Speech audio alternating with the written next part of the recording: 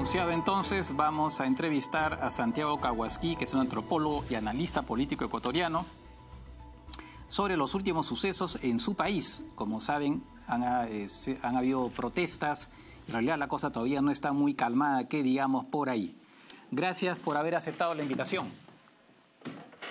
Un gusto, Francisco, un gusto estar en el programa Geomundo y un gusto estar también con la audiencia de TV Perú. A ver, se han producido estas protestas. ¿Qué viene ahora? ¿Qué viene ahora? Entiendo por ahí que va a haber un diálogo, ¿no?, entre el presidente y la organización esta, la CONAIE, que es esta organización indígena, me parece, ¿no? Que aparte de eso, bueno, ¿cuáles son las perspectivas de que se puedan llegar a acuerdos? Sí, Francisco, efectivamente, me parece que el escenario para el presidente Lasso y el escenario para la gobernabilidad en el Ecuador son un tanto complejos. Yo diría, con mucho escepticismo, de que el escenario de gobernabilidad para el presidente Lasso es muy reducido, puesto que el propio presidente Lasso ha marcado una conducción de su plan económico que involucra una reforma tributaria y una reforma laboral que han sido cuestionadas por parte de los actores sociales, pero también una política de ajustes estructurales a la usanza, diría yo, del consenso de Washington, que implica la liberalización de los precios, la restricción de la agenda social, una merma de las capacidades estatales para enfrentar los servicios de salud, de educación, y también, digamos, unas tasas preferentes a los sectores económicos, que ha generado una crispación en los ánimos de las organizaciones de la sociedad civil, específicamente dos de las organizaciones con mayor capacidad de agitación y de movilización en el Ecuador, que es por un lado el Frente Unitario de Trabajadores, que agrupa a los sindicatos, y por el otro lado el movimiento indígena, encabezado por la CONAIE, pero no únicamente por la CONAIE, sino también por la FENOCIN, que es otra organización del movimiento indígena, y también por la FEINE, que es una organización de indígenas evangélicos. Las tres principales organizaciones, que es la CONAIE, la FENOCIN y la FEI, han confluido en estas jornadas que hemos vivido el día de ayer y antes de ayer, unas jornadas de agitación que básicamente pues, estuvieron rodeadas de manifestaciones, de cierre de carreteras en 7 de las 24 provincias del país. Ha sido una manifestación en la cual el movimiento indígena ha mostrado una contundencia, una presencia en el espacio de la agitación, en el espacio de la protesta social, y precisamente producto de ello el presidente Lasso ha establecido una invitación al movimiento indígena y al Frente Unitario de Trabajadores para el 10 de noviembre reanudar estas conversaciones que quedaron truncas, producto precisamente de un incremento que se dio en los combustibles antes de que el presidente Lasso anunciara el congelamiento. Es decir, fue un congelamiento, pero al mismo tiempo tuvo un último incremento que molestó mucho a las organizaciones de la sociedad civil, porque se sintieron burladas precisamente porque el anuncio primero del gobierno había sido un congelamiento. A renglón seguido hubo este incremento en el precio de los combustibles, que involucraría también el incremento el día lunes de la siguiente semana. Empieza a regir unas nuevas tarifas para el pasaje del transporte público, que también está abonando a este clima de crispación social y de inestabilidad política. Ya. Entonces, claro, precisamente uno de los temas más contenciosos es precisamente el tema del precio de los combustibles, que dicho se pasó hace 2 años, le recuerdo al público peruano, hace 2 años casi se tumban al presidente Lenín Moreno porque decidió retirar el subsidio, ¿no? Es una cosa que existe en Ecuador, en otros países, no en el Perú, que el gobierno con plata pública, ¿no?, obviamente, porque eso es un subsidio, subsidia el precio de los combustibles de manera tal que no se siente tanto cuando, por ejemplo, el precio internacional de los combustibles se dispara, pues ese subsidio permite que el precio no se sienta tanto, ¿no? Y Lenín Moreno decidió suprimirlo porque simplemente el Estado ecuatoriano está en realidad pues en gran parte quebrado, valgan verdades, ¿no? y lo que ha pasado es que se ha ido, le estoy explicando esto al público peruano para que se vaya, para que ponga en contexto, se ha ido desde hace un año, se ha ido aumentando progresivamente, ¿no?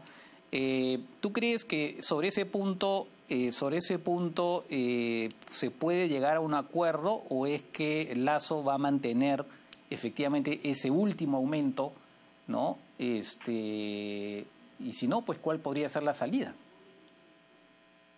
Sí, tú has mencionado con claridad cuál es, digamos, el escenario que se vive respecto al tema de los combustibles. Efectivamente, este fue uno de los nudos críticos del estallido que vivió el país en el 2019, justamente en octubre. Y en ese momento, el presidente Moreno decidió dar marcha atrás a un decreto ejecutivo que fijaba precisamente la eliminación de los subsidios a los combustibles y la apertura a un incremento graduado del precio en los combustibles a través de una franja de precios escalonado. Eso aplicó, digamos, el presidente Lasso en plena pandemia, momento en el cual las organizaciones de la sociedad civil estaban impedidas de ejercer una respuesta, digamos, contenciosa o a través de una movilización. Había para ese entonces también la vigencia de un decreto de estado de excepción, precisamente producto de la pandemia, y esto, digamos, benefició de cierta manera para que la entrada en vigor de este decreto no tenga mayor resistencia. Este conflicto, sin embargo, de octubre del 2019 no fue resuelto, sino más bien aplazado. Y ahora, precisamente en el 2021, estamos viendo cómo se reedita este conflicto, se reinstala este conflicto que no fue zanjado. Y ahora, pues, una de las condiciones que ha puesto el movimiento indígena es que el precio del diésel se fije en $1.50 y el precio de la gasolina es en $2.10. Esa ha sido la condición del movimiento indígena para entrar en una dinámica de diálogo y de mesas técnicas que ha ofrecido el gobierno. En caso de que esto no suceda, el día de hoy, hace poquísimos minutos, el presidente de la CONAIE, de la principal organización del movimiento indígena, Leonidas Issa, ha mencionado que si es que esto no se cumple, únicamente están hablando de una tregua pacífica, de una tregua momentánea en estas jornadas de agitación, producto de una entrada en un feriado, que justamente entra el país un feriado largo de 5 días desde este día sábado. Y el presidente Leonidas Issa de la CONAIE ha mencionado que van a honrar a los finados, a los muertos, que justamente es la conmemoración del feriado, y que una vez que esto pase, nuevamente van a organizar jornadas de resistencia si es que el presidente Lasso no decide dar marcha atrás en lo que ahora sería ya una disminución en el precio de los combustibles, no únicamente un congelamiento, sino una disminución. Esta es apenas una acción para la apertura del diálogo. Ya no es en lo que era, digamos, el escenario de octubre del 2019, donde esta era el tema central. Ahora la plataforma, la agenda de reivindicaciones del movimiento indígena tienen que ver con otras cuestiones, como por ejemplo la no concesión o la no privatización de sectores estratégicos como el sector eléctrico, la misma ampliación de la frontera extractiva en la Amazonía, que afecta principalmente a pueblos y nacionalidades. El Ecuador tiene 14 nacionalidades y 18 pueblos que conforman precisamente la CONAIE, y esta ampliación de la frontera extractiva que el presidente Lasso ha anunciado, que va a pasar de 470,000 barriles producidos al día a 1,000,000 de barriles producidos al día de petróleo.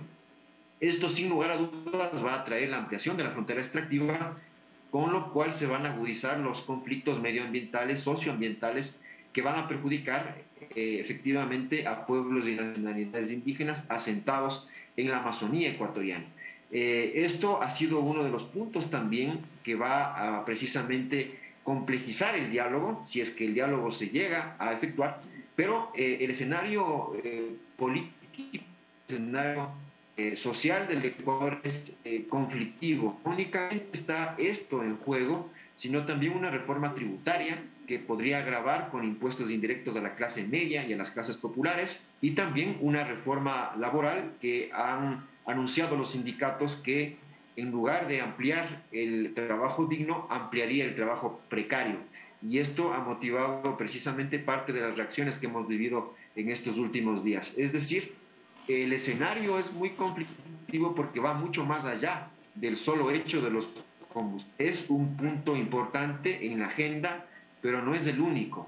Y yo diría, no es tampoco el más importante, porque precisamente están en la agenda también otros temas que tienen que ver con el modelo económico que quiere impulsar el presidente Lasso, que está precisamente el tema de la atracción de inversiones, que el presidente Lasso ha anunciado la presentación de 3 proyectos de ley, la reforma tributaria, la reforma laboral y la reforma para la atracción de inversión. En una Asamblea Nacional, digamos, más corrida del centro hacia la izquierda, dentro de la derecha, porque la derecha, la bancada del gobierno, únicamente 12 de 137 asambleístas.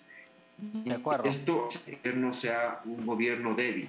Claro, efectivamente, eso quería ir precisamente, ¿no? Que eso es el frente social, pero está el frente político donde el presidente no tiene, tiene una bancada muy exigua, ¿no? Y incluso se ha peleado con el partido de centro derecha, que es el Partido Social Cristiano. Entonces la cosa se le complica más aún.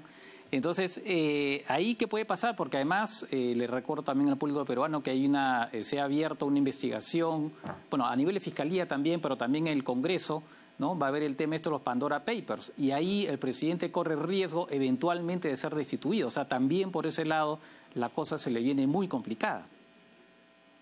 Sí, Francisco, me parece que el presidente Lasso no ha dimensionado la real fuerza que tiene en el ámbito político, y me parece que está sobrevalorando sus propias fuerzas, está desestimando la fuerza que tienen las demás organizaciones que conforman la Asamblea Nacional, y también desestimando de cierta manera el grado de organización de los movimientos de la sociedad civil. Y yo creo que estamos presenciando lo que se podría catalogar como el inicio, la incubación de una crisis presidencial extrema. Justamente Pérez Liñán, por ejemplo, para rememorar uno de los autores de ciencia política, hablan sobre esta crisis presidencial extrema como la confluencia de 3 condiciones fundamentales. Por un lado, una movilización popular heterogénea de varios actores de la sociedad civil que estamos precisamente empezando a presenciar: el movimiento indígena, los trabajadores, colectivos urbanos, ciertos sectores de la clase media. Una primera condición de esta crisis presidencial extrema. Una segunda condición, la capacidad de veto que tiene el legislativo. El Ejecutivo tiene apenas 12 de los 137 asambleístas. Es, por tanto, un Ejecutivo minoritario en términos legislativos, o es un Ejecutivo que no tiene la capacidad de preservar coaliciones legislativas amplias y estables. Y por otro lado, una tercera condición de esta crisis presidencial extrema sería una debilidad relativa del gobierno, precisamente por una erosión progresiva de la imagen del presidente Lasso. Recordemos que el presidente Lasso en julio del 2021 tenía unos picos de credibilidad que bordeaban el 70%. Sin embargo, la propia reforma que planteó la Asamblea Nacional, que se llamó Creando Oportunidades, que generó muchos aspavientos, muchas críticas en el legislativo y fuera del legislativo, minó la credibilidad del presidente. A eso también se suma este escándalo internacional en el cual el presidente Lasso se estaría, digamos, involucrado, que es justamente los Pandora Papers, esta constitución de 14 sociedades offshore que el presidente habría constituido con el fin, se especula, de evadir el pago de tributos en el Estado ecuatoriano. Y esto precisamente ha erosionado, ha restado credibilidad al presidente y lo ha debilitado.